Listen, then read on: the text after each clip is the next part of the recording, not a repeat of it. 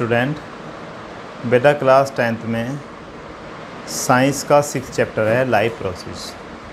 Life process में हम अपने जीवन में किस तरह क्या क्या हमारे जीवन में प्रक्रिया होती है, आज हम आपको समझाते हैं। आप समझिए, ध्यान से सुनिए, इसके सारे नोट्स आपको मिलेंगे। पहले पेज पर आप देखिए, the process which maintain body function and necessary for survival are called life process. यानी कि इसका मीन्स क्या है, ऐसे सभी प्रोसेस जो हमारी बॉडी को मेंटेन करें और ज़िंदा रहने के लिए आवश्यक वस्तुओं को या लाइफ प्रोसेस कहते हैं। जो आवश्यक है, उसे ज़िंदा रहने के लिए जो भी हमें आवश्यक है वही क्या कहलाता है, लाइफ प्रोसेस कहलाता है। हम इसे दूसरे तरीके से भी डिस्कस कर सकते हैं, जैसे कि all the process which together keep the living organism alive and perform task to maintain the body are called life process. हम इसको समझें, ऐसे सभी प्रोसेस जो इकट्ठे में एक साथ लिविंग थिंग हैं, जिनको ज़िंदा रख सकें, यानी कि हमको ज़िंदा रहने के लिए जो प्रक्रिया होती हैं वो सभी प्रक्रियाएं लाइफ प्रोसेस कहलाती हैं। ये लाइफ प्रोसेस की डेफिनेशन थी, बहुत आसान सी definition. The process which maintain body function, जो हमारी बॉडी के कार्यों को मेंटेन करें, and necessary for survival are called life process. हमें ज़िंदा रखने के लिए, हमें रहने के लिए जो चीज़ों की आवश्यकता है उसको हमें सब प्रोवाइड कराया जाए, यही क्या है, लाइफ प्रोसेस है। अब लाइफ प्रोसेस के एग्जांपल हैं। लाइफ प्रोसेस में होता क्या क्या है, न्यूट्रिशन, सबसे पहला पार्ट न्यूट्रिशन होता है। सेकंड नंबर पे रेस्पिरेशन होता है। न्यूट्रिशन का मतलब होता है पोषण, भोजन का ग्रहण करना, कैसे कैसे हम भोजन को डाइजेस्ट करते हैं। तीसरा होता है ट्रांसपोर्टेशन। रेस्पिरेशन का मतलब होता है सांस लेना। तीसरा होता है ट्रांसपोर्टेशन, यानी पोषण को बॉडी तक पहुंचाना। फोर्थ होता है एक्सक्रीशन, जो बॉडी में वेस्ट बचा है उसे एक्सपोज करना, बाहर निकालना। किसी बॉडी को जीवित रहने के लिए इन चारों प्रोसेस करनी होती हैं, ये चारों प्रोसेस पूरी करनी होती है, जब भी वो ज़िंदा रह सकता है। क्या क्या है चारों process, nutrition, respiration, transportation, excretion. अब इनको हम डिटेल में बात करते हैं। सबसे पहले हम समझते हैं न्यूट्रिशन क्या होता है। आप नेक्स्ट पेज पर देखिए, आपको न्यूट्रिशन के बारे में हम बताएंगे, अभी न्यूट्रिशन पर डिस्कशन करेंगे। अब न्यूट्रिशन होता है the process of taking nutrient, वह प्रोसेस जिसमें हम क्या करते हैं, taking nutrient from food is called nutrition. यानी कि वो प्रोसेस जिसमें हम फूड से अपनी बॉडी को न्यूट्रिशन देते हैं वही कहलाता है न्यूट्रिशन। यानी कि अपनी बॉडी को न्यूट्रिएंट देते हैं, वही कहलाता है न्यूट्रिशन। न्यूट्रिशन में क्या क्या होता है, अब हम देखते हैं न्यूट्रिशन में क्या क्या आता है। Carbohydrates, fats, protein, vitamins, minerals, ये सभी हमें कहाँ से मिलते हैं, ये हम भोजन से, जो हम भोजन खाते हैं। अब आपके दिमाग में ये प्रश्न आया होगा कि ये सब हमें कहाँ से मिलते हैं। हम जो भी भोजन खाते हैं हमें ये सभी ये न्यूट्रिएंट प्राप्त होते हैं। अब बात करते हैं mode of nutrition. Mode of nutrition में न्यूट्रिशन के टाइप, इसके केवल दो तरीके होते हैं, ऑटोट्रोपिक न्यूट्रिशन और हीटोट्रोपिक। टाइप ऑफ न्यूट्रिशन की बात करें तो इसके दो टाइप होते हैं, एक होता है ऑटोट्रोपिक, दूसरा होता है हीटोट्रोपिक। दोनों को एक एक करके समझ लेते हैं। सबसे पहले हम देखते हैं autotrophic nutrition. It is process in which organism produce their food from simple inorganic material water CO2 in the presence of sunlight. यानी कि ऑटोट्रोपिक न्यूट्रिशन क्या है? यह एक ऐसा प्रोसेस है जिसमें ऑर्गेनिज्म अपना भोजन स्वयं बनाते हैं। आप सोचिए, अपना भोजन स्वयं कौन बनाता है और किससे बनाते हैं? अब ये भी बात आती है किससे बनाते हैं? सिंपल इनऑर्गेनिक मटेरियल से बनाते हैं। और वह सिंपल इनऑर्गेनिक मटेरियल क्या है? सिंपल इनऑर्गेनिक मटेरियल वाटर है, CO2 कार्बन डाइऑक्साइड है, और किसकी प्रेजेंसी में करते हैं? सनलाइट, सूर्य की प्रेजेंसी में। इसका एग्जाम्पल, कौन अपना भोजन स्वयं बनाते हैं? ऑटोट्रोपिक कौन है? इसका एग्जाम्पल है प्लांट। प्लांट अपना भोजन CO2 H2O व सनलाइट से तैयार करते हैं। अब हम बात करते हैं हेटरोट्रोपिक न्यूट्रिशन की। हेटरोट्रोपिक न्यूट्रिशन क्या होता है? इन this process organisms depend upon their organism जो है डिपेंड होता है फॉर फूड, यानी कि अपॉन देयर ऑर्गेन, यानी कि दूसरे ऑर्गेनिज्म पर। In this process organism depends upon other organisms for food to survive. अपने आप को ज़िंदा रखने के लिए वह अपना भोजन दूसरे ऑर्गेनिज्म से प्राप्त करता है।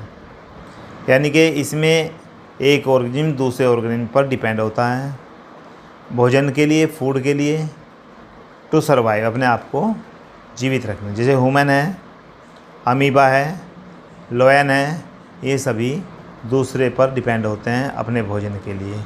ये अपना भोजन स्वयं नहीं बना सकते, केवल प्लांट ही अपना भोजन स्वयं बनाते हैं।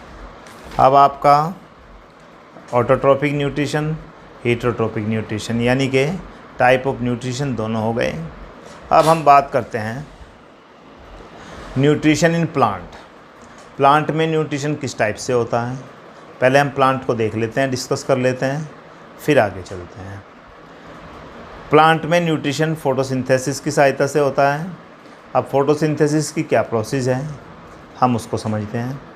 The process in which green plant convert simple inorganic material H2O CO2 into complex organic food material CC। मैं फोटोसिंथेसिस के बारे में आपको बता रहा हूँ। यह वह प्रोसेस है, ऐसा प्रोसेस है जिसमें ग्रीन प्लांट क्या करते हैं? कन्वर्ट करते हैं simple inorganic material. Simple inorganic material क्या है? CO2 H2O into complex organic material food material. वह क्या है? ग्लूकोज, जैसे C6H12O6। In this presence of chlorophyll and sunlight. यह किसकी प्रेजेंसी में होता है? क्लोरोफिल और सनलाइट की प्रेजेंसी में होता है। अब आपको ये समझ में आया होगा कि फ़ोटोसिंथेसिस क्या होता है। इसकी एक रिएक्शन भी होती है फ़ोटोसिंथेसिस की। फ़ोटोसिंथेसिस की रिएक्शन में CO2 H2O एरो सनलाइट और किसकी प्रेजेंसी में? क्लोरोफिल की प्रेजेंसी में, यानी कि C6H12O6 बन जाता है ग्लूकोज, और प्लस ऑक्सीजन बाहर निकल जाती है। यानी कि प्लांट CO2 और H2O दोनों को, यानी कि दोनों के दोनों क्या हो गए? सिंपल इनऑर्गेनिक मटेरियल किसकी प्रेजेंसी में आई है? सनलाइट और क्लोरोफिल, और उससे हमें बनाया ग्लूकोज, यानी कि अपना भोजन C6H12O6 और O2। अब देखते हैं इवेंट्स अकरिंग फोटोसिंथेसिस। फोटोसिंथेसिस के लिए क्या क्या घटना होती है, इवेंट्स क्या क्या होते हैं? Absorption of light energy by chlorophyll, यानी कि conversion of light energy into chemical energy and splitting of water molecule यानी कि water molecule into hydrogen and oxygen, reduction of CO2 to carbohydrates.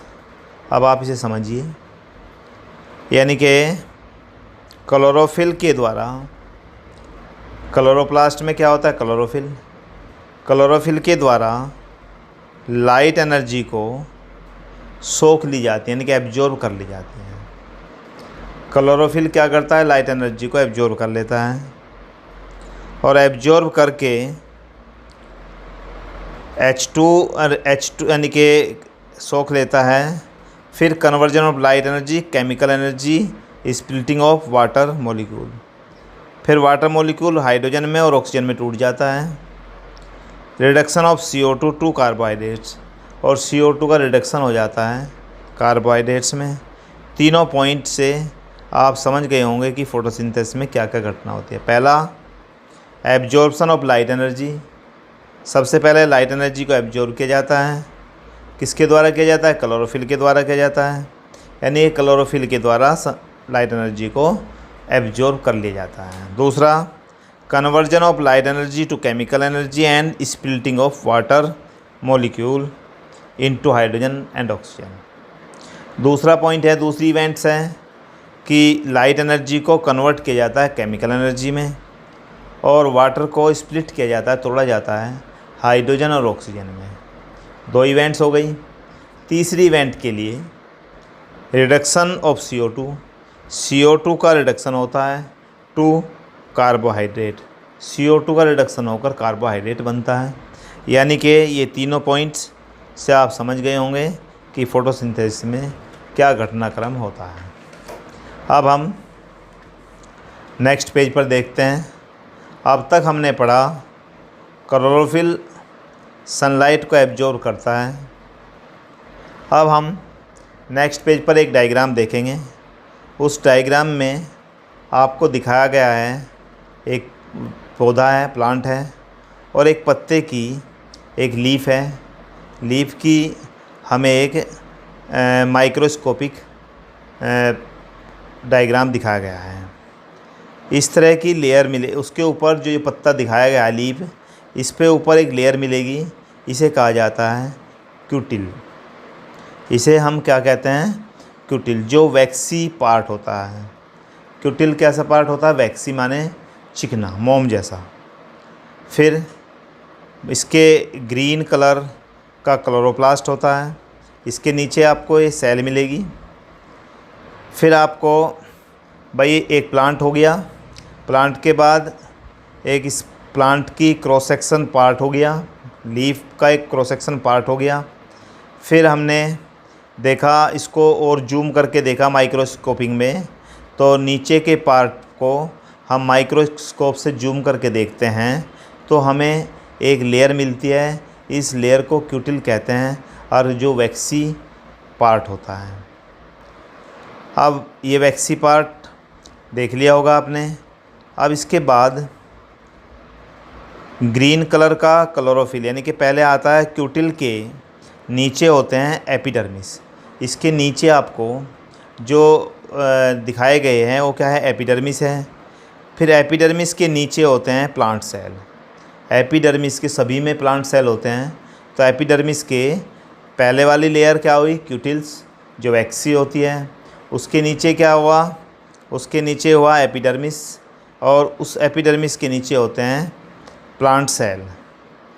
Plant cell के अंदर होता है chloroplast. ये जो आपको बीच में दिखाया गया है, इस किसके बीच में, यानी कि प्लांट सेल के बीच में दिखाया गया है। ये क्या है भाई, यानी chloroplast.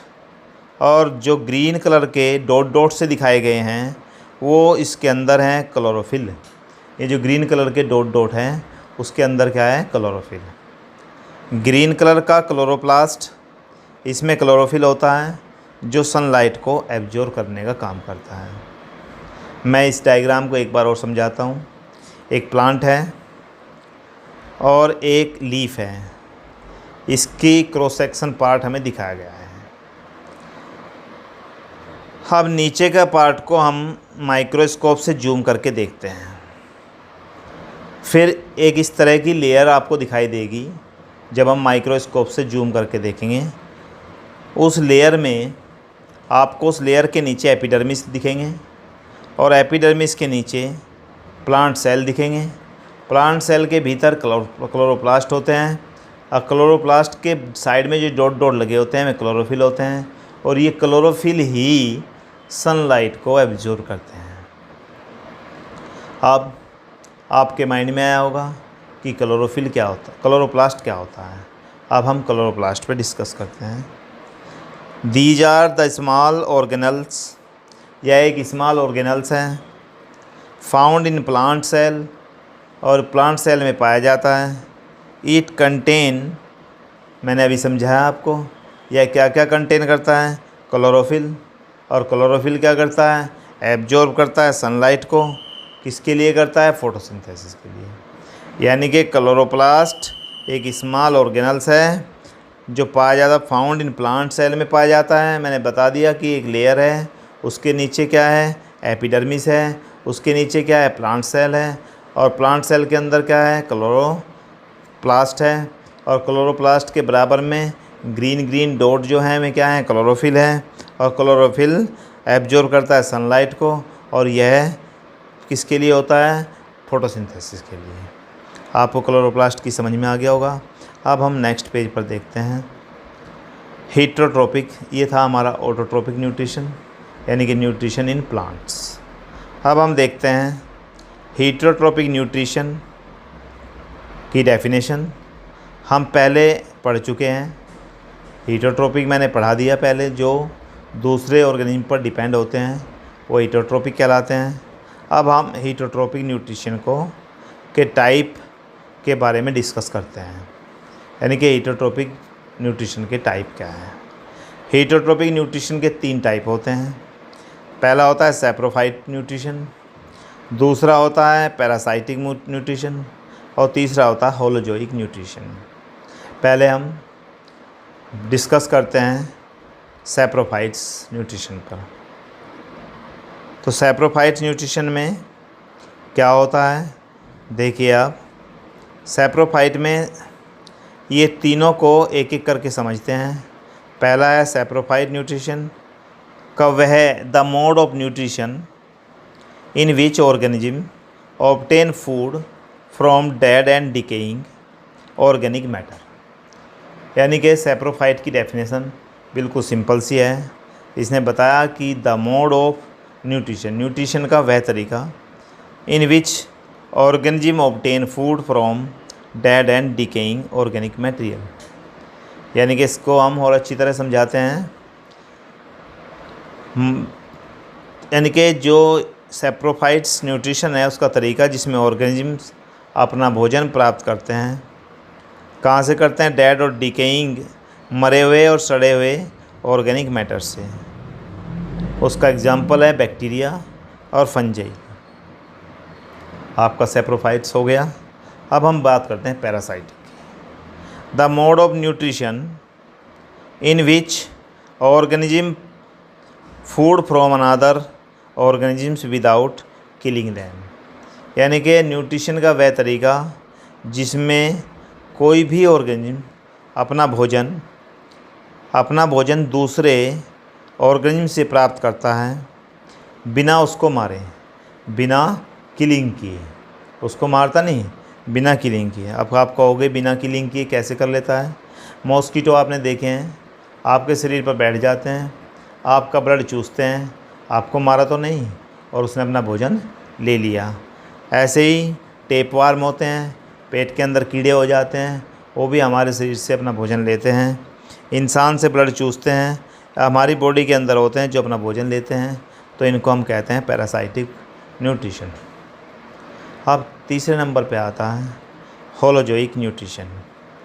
Holozoic nutrition the mode of nutrition that involve ingestion solid, फिर डाइजेशन, फिर एब्जॉर्प्शन होता है और फिर एसिमिलेशन होता है एंड लिक्विड सॉलिड मटेरियल।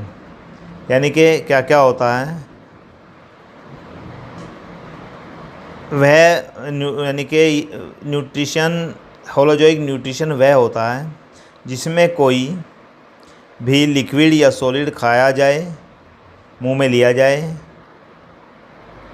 फिर डाइजेस्ट किया जाए, उसको अंदर पचाया जाए, एब्जॉर्ब किया जाए, हमारी बॉडी के द्वारा एब्जॉर्ब किया जाए, सोख लिया जाए, सोखने का काम करता है, and assimilation of waste material, और जो वेस्ट मटेरियल है उसे बाहर निकाल दिया जाए। ये होता है होलोजोइक न्यूट्रिशन।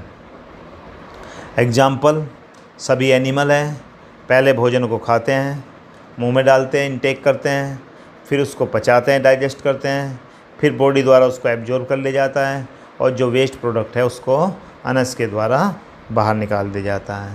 ह्यूमन भी उसी कैटेगरी में आता है और एनिमल भी उसी कैटेगरी में आते हैं। अब आपको क्लियर हो गया होगा कि सेप्रोफाइट्स क्या होता है, पैरासाइट क्या होता है, होलोजोइक क्या होता है। अब हम नेक्स्ट पेज पर देखेंगे न्यूट्रिशन इन ह्यूमन। अब तक हम न्यूट्रिशन के बारे में पढ़ रहे थे। न्यूट्रिशन के टाइप पढ़े हमने, दो यानी कि एटोट्रोपिक, हीटोट्रोपिक, उनकी डेफिनेशन पढ़ी। फिर हमने उनके बारे में उनके डिटेल में जाना, हीटोट्रोपिक न्यूट्रिशन क्या होता है और ऑटोट्रोपिक न्यूट्रिशन क्या होता है, प्लांट में ऑटोट्रोपिक न्यूट्रिशन कैसे होता है। अब हम बात करते हैं न्यूट्रिशन इन ह्यूमन। ह्यूमन में न्यूट्रिशन किस टाइप से होता है, वेरी वेरी इंपॉर्टेंट है। ये शुरू हो जाता है आपके मुंह से ही। सबसे पहले माउथ आता है। आपने रोटी का टुकड़ा लिया और मुंह में डाल दिया। सबसे पहले फूड को इनटेक किया, फूड को अंदर रखा। कहाँ पे रखा? कैविटी में रखा। फिर वहाँ पर कौन मिलेगा उसे? टीथ मिलेंगे। टीथ ने ब्रेक द फूड, उसको फूड को चबा दिया। फिर वहाँ पर टंग होगी, टंग उसको टेस्ट करेगी, कैसा है ये, मीठा है, खट्टा है, कड़वा है, कैसा है। और रोलिंग द फूड, फूड को आपस में मिक्सिंग करने का काम भी करती है। फिर ग्लैंड्स आती हैं। पहली ग्लैंड्स होती है मुंह में ही, saliva contain enzyme salivary amylase.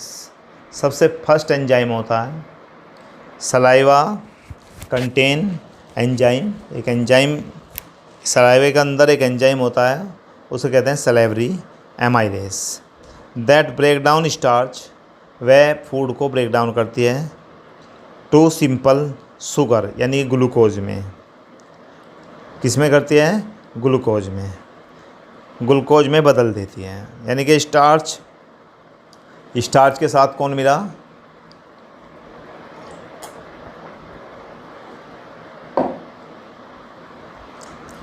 Starch के साथ कौन मिला? सलाइवा मिला, सलाइवरी एमाइलेज, और उससे बन गया शुगर। स्टार्च क्या था? स्टार्च था फूड।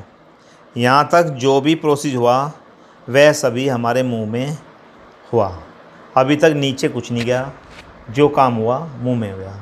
इसका साइड में डायग्राम दिखाया गया है, आप डायग्राम को देखें। मुंह में आपको दिखेगा, मुंह में हमने खाने को रखा, उसको चबाया, जीभ ने रोलिंग किया, उसमें सलाइवा मिल गया, सलाइवरी एमाइलेज, और वहाँ पर फूड क्या हो गया? ग्लूकोज में बदल गया। अगर आप खाने को बहुत ज़्यादा देर तक चबाओगे तो आपको धीरे धीरे मीठा लगने लगेगा। अब आता है, अब हम चलते हैं नेक्स्ट पेज पर। नेक्स्ट पेज पर देखेंगे क्या है। नेक्स्ट पेज पर ईसोफेगस।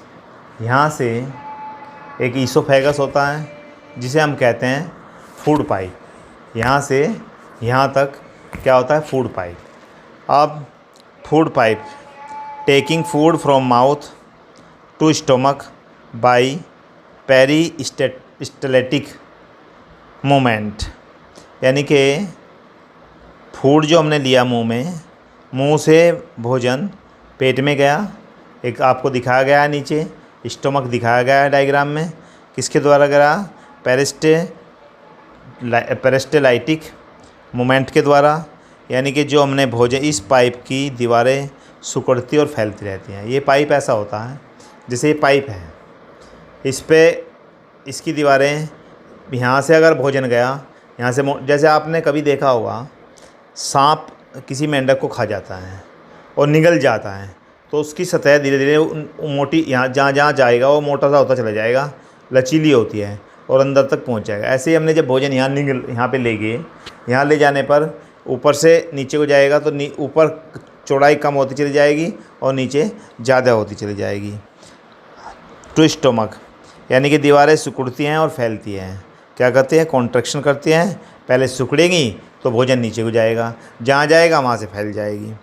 जब भोजन इस पाइप से गुजरता है तो वह स्टोमक एक बड़ा ऑर्गन है। जैसे ही इसमें स्टोमक में फूड एंटर करता है, अब स्टोमक में फूड एंटर कर गया।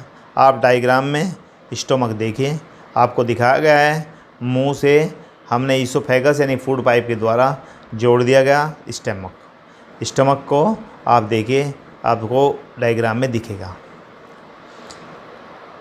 When food enter in it, जब इसमें फूड जाता है तो ये एक्सपेंड हो जाता है। मैं एक बार इसकी डेफिनेशन को फिर बोल देता हूँ। Taking food from mouth to stomach by peristaltic movement. फिर आता है कौन, पेरिस्टैलिक मूवमेंट के द्वारा भोजन चला गया, कहाँ पे, नीचे हो गया, स्टोमक आया। स्टोमक एक लार्ज ऑर्गन है और इट एक्सपेंड, यह फूल जाता है। When enter it, food enter it, जैसे ही भोजन इसमें पहुंचता है तो यह फूल जाता है। तुमने देखा होगा, हमने जब भोजन खाया, भोजन से पहले पेट नीचे को रहता है। हमने छक्के भोजन खाया तो हमारा पेट, कहते नहीं पेट फुल हो गया भाई, तो पेट भर गया, वह क्या हो गया, स्टोमक बड़ा हो जाता है, यानी कि एक्सपेंड, फैलने लगता है जब हम फूड को उसमें डालते हैं, भेजते हैं। अब फूड को स्टोमक में जाने के बाद क्या होगा उसके बारे में हम पढ़ते हैं। सबसे पहले गैस्ट्रिक ग्लैंड, वहाँ पे द रिलीज गैस्ट्रिक जूस, और gastric juice contain HCl, pepsin and mucus. ये पेट के अंदर होते हैं। कौन, गैस्ट्रिक ग्लैंड कहाँ पे होती है, पेट के अंदर। ईट रिलीज, जैसे ही भोजन वहाँ पे पहुँचा ये रिलीज करते हैं गैस्ट्रिक जूस कंटेन, और गैस्ट्रिक जूस में क्या होता है भाई, जैसे ही भोजन स्टमक में पहुँचा तो वहाँ पे कौन है, गैस्ट्रिक ग्लैंड है, यानी गैस्ट्रिक ग्लैंड्स, वहाँ पे क्या निकलेगा, वहाँ से गैस्ट्रिक जूस। वह गैस्ट्रिक ग्लैंड क्या कर देगी, गैस्ट्रिक जूस को रिलीज करेगी। और गैस्ट्रिक जूस में क्या होता है, HCl, पेप्सिन एंड म्यूकस, 3 चीज़ होती है। अब हम तीनों का काम क्या होता है उसे समझते हैं। 3 कौन कौन है, HCl है, और दूसरा क्या है हमारे पास, पेप्सिन है, और तीसरा है म्यूकस। अब हम HCl, पेप्सिन और म्यूकस के बारे में डिस्कस करते हैं। HCl मेक मीडियम एसिडिक, यह हमने जो भोजन खाया उसको क्या बना देता है, acidic. Kill the harmful bacteria, और जो हार्मफुल बैक्टीरिया होते हैं उसे किल कर देता है, मार देता है। जो भी ईसोफेगस के थ्रू भोजन आया उसमें जो भी बैक्टीरिया है उसे मारने का काम कौन करेगा, HCl होता है हाइड्रोक्लोरिक एसिड। HCl की पोटेंसी बहुत ज़्यादा होती है, आपने पहले भी सुना होगा, HCl जला भी देता है। आप कहोगे कि पेट क्यों नहीं जलता, अभी इसके बारे में बताएंगे। फिर सुन लो एक बार, make medium acidic, kill the harmful bacteria, यानी कि भोजन को, मीडियम को क्या बना देता है, एसिडिक, और हार्मफुल बैक्टीरिया को मार देता है।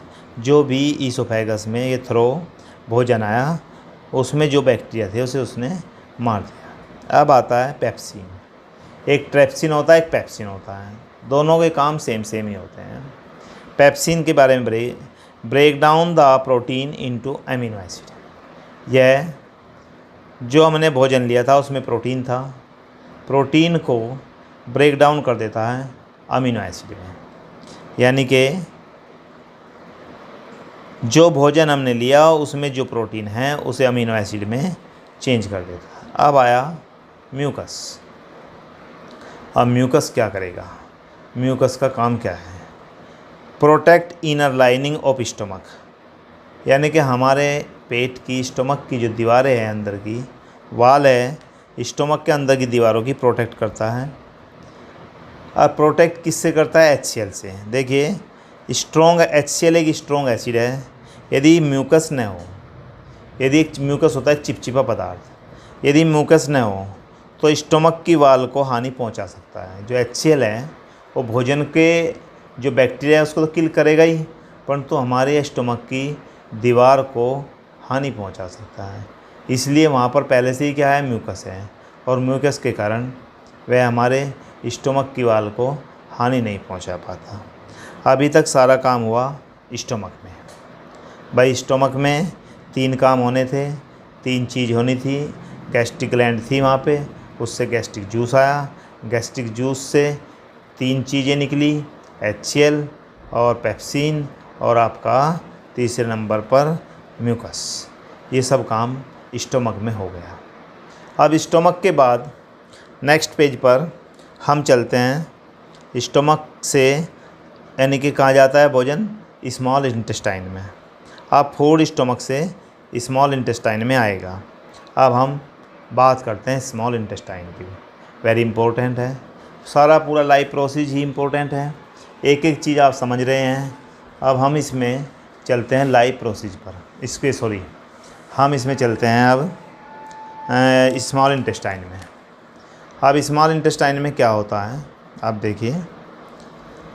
It is the site of complete digestion. यह वह स्थान होता है जहाँ पर भोजन का कंप्लीट डाइजेशन हो जाता है। स्टोमक में तो भोजन आया था, उसके बैक्टीरिया किल हो गए थे, और भोजन का जो दूसरा पार्ट था पेप्सिन ने उसको क्या कर दिया था, अमीनो एसिड में बदल दिया था, और म्यूकस ने उसकी दीवार को HCl से बचाया था।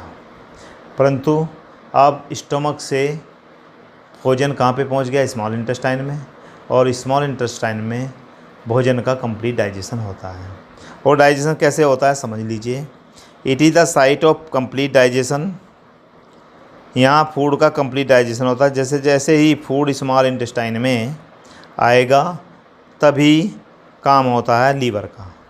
अब लीवर जैसे ही भोजन स्मॉल इंटेस्टाइन में आ गया, लीवर चुपचाप बैठा था।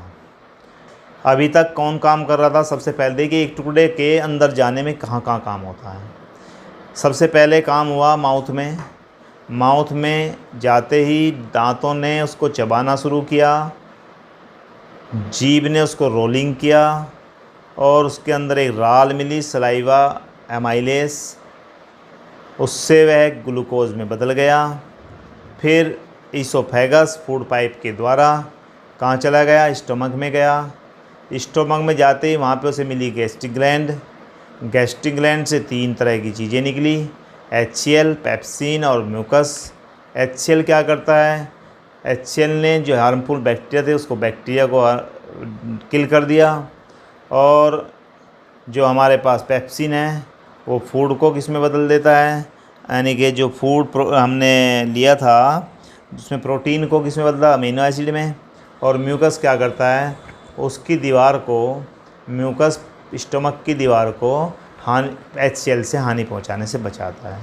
अब भोजन स्टोमक से कहाँ पहुंचा, स्मॉल इंटेस्टाइन में। स्मॉल इंटेस्टाइन में जाते ही वहाँ लगभग कंप्लीट डाइजेशन होता है, लीवर अपना काम शुरू कर देता है। आपको डायग्राम में लीवर दिखाया गया है। अब लीवर में देखिए क्या होता है, it produce bile juice. Liver क्या करेगा, जब भोजन स्मॉल इंटेस्टाइन में जाएगा तो लीवर बाइल जूस प्रोड्यूस करेगा, and bile juice and bile salt. Bile juice का क्या काम है, बाइल साल्ट का क्या काम है। Bile juice it make the food alkaline.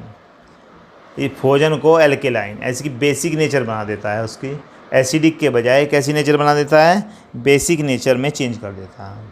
यानी कि जो बाइल जूस आया वो भोजन को जो HCl वगैरह मिला था और वो एसिडिक बन गया था, उसको एल्कलाइन बना देता है, यानी कि बेसिक नेचर बना देता है। यही काम है बाइल जूस का। अब बाइल जूस के बाद आया bile salt. Break the large fat global. जो बड़े बड़े पार्ट थे, ग्लोब्यूल्स बड़े बड़े पार्ट थे, दिस इज कॉल्ड एमल्सिफिकेशन। यानी कि यह तोड़ देता है, बड़े बड़े पार्ट को छोटे छोटे पार्ट में तोड़ देता है। इस प्रोसेस को हम क्या कहते हैं, एमल्सिफिकेशन। यानी कि जैसे ही स्मॉल इंटेस्टाइन में भोजन गया, लीवर ने अपना काम शुरू किया और लीवर ने वहाँ पर भेजा दो चीज़, बाइल जूस और बाइल साल्ट। बाइल जूस गया, बाइल जूस ने जाते ही वहाँ पर क्या किया, भोजन जो एसिडिक मीडियम में था उसको बेसिक नेचर का बना दिया, अल्कलाइन बना दिया। फिर बाइल साल्ट आया, बाइल साल्ट ने बड़े बड़े पार्ट थे जो भोजन के, उसको छोटा महीन बारीक पार्टों में तोड़ दिया। हो गया यहाँ तक का काम। अब आता है गाल ब्लेडर। अब गाल ब्लेडर क्या काम करता है, it store bile juice and bile salt. Gall bladder, जो गाल ब्लेडर होता है जिसे हम पित्त की थैली भी बोलते हैं, वह क्या करता है, बाइल जूस को और बाइल साल्ट को स्टोर करके रखता है, उसकी ज़रूरत पड़ती है। अब काम होता है पेंक्रियाज का, जो स्टमक के नीचे दिखाई गई है, जो आपको डायग्राम में स्टमक के नीचे दिखाई गई है, वो क्या है, पेंक्रियाज। अब लीवर ने अपना काम कर दिया, स्मॉल इंटेस्टाइन में भोजन था, वहाँ पर हमारा बाइल साल्ट बाइल जूस चला गया, बाइल जूस ने उसको अपना तरीके से एल्कलाइन बना दिया, बाइल साल्ट ने उसे छोटे छोटे पार्ट में तोड़ दिया। अब बात आती है पेंक्रियाज की। पेंक्रियाज अब काम करती है, स्टोमक के नीचे है, अब काम कौन करता है, पेंक्रियाज। पेंक्रियाज में दो तरह के एंजाइम प्रोड्यूस करता है, एक ट्रेप्सिन, पेप्सिन का भाई है ट्रेप्सिन, उसमें भी सीन आता है, इसमें भी सीन आता है, और एक लाइपेज। अब हम यही यानी कि पेप्सिन का काम था वही ट्रेप्सिन का है लगभग। यानी कि पेप्सिन ने क्या किया था, पेप्सिन ने प्रोटीन को किस में तोड़ दिया था, पेप्सिन जब आया था तो उसने प्रोटीन को अमीनो एसिड में तोड़ दिया था। अब ट्रेप्सिन आया, ट्रेप्सिन ने क्या किया, प्रोटीन को अमीनो एसिड में तोड़ दिया। दोनों का काम सेम है, पेप्सिन और ट्रेप्सिन दोनों का काम क्या है, सेम है। पेप्सिन आपको कहाँ पर मिली, गैस्ट्रिक ग्लैंड में, और ट्रेप्सिन कहाँ पे है, ट्रेप्सिन है पेंक्रियाज में। हो गया इसका। तो अब आता है lipase. Lipase it break down emulsified fat, यह इमल्सिफाइड फैट को भी क्या कर देता है, ब्रेक डाउन। अब आप कहोगे इमल्सिफाइड, इससे पहले भी मैंने बता दिया था कि इमल्सिफिकेशन क्या होता है, सबसे शुरू में ही आ गया था इमल्सिफिकेशन। अब आता है फैटी एसिड एंड ग्लिसरॉल, क्या कर देता है, it break down emulsified fat. जो हमारा स्टमक से जो हमारा इमल्सिफाइड फैट आया था, उस इमल्सिफाइड फैट को फैटी एसिड और किस में बदल देता है, ग्लिसरॉल में बदल देता है। ये काम किसने कर दिया, लाइपेज ने। यानी कि पेंक्रियाज से दो तरह के एंजाइम निकले, ट्रेप्सिन